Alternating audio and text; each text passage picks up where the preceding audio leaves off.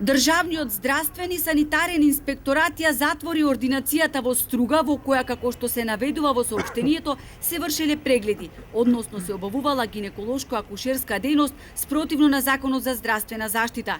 Инспекторатот издаде решение за забрана за вршење на дејност поради неисполнување на услови за вршење на истата, а истовремено ќе го извести и Министерството за здравство за одземање на дозволата за работа.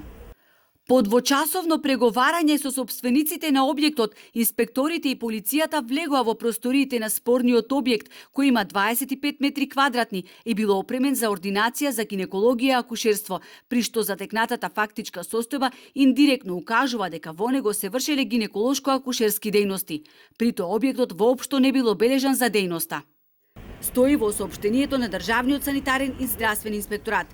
Инаку, како што се наведува, просторијата во која се одвивала гинеколошко-акушерската дејност е во сопственост на доктор ЗПШ, доктор специјалист по гинекологија и акушерство, вработена во Струшката општа болница. Алфа стапи во контакт со сопствениците на спорната гинеколошка ординација, а еве што велат. Во спорната ординација не се вршеа гинеколошки прегледи, бидејќи во истата немаше услови за обавување на здравствена дејност. Истакнувам дека после пензионирањето на доктор Парталовски од 2009 година, поголемиот дел од опремата е продаден, а остапениот простор служише како магазин за останатата опрема.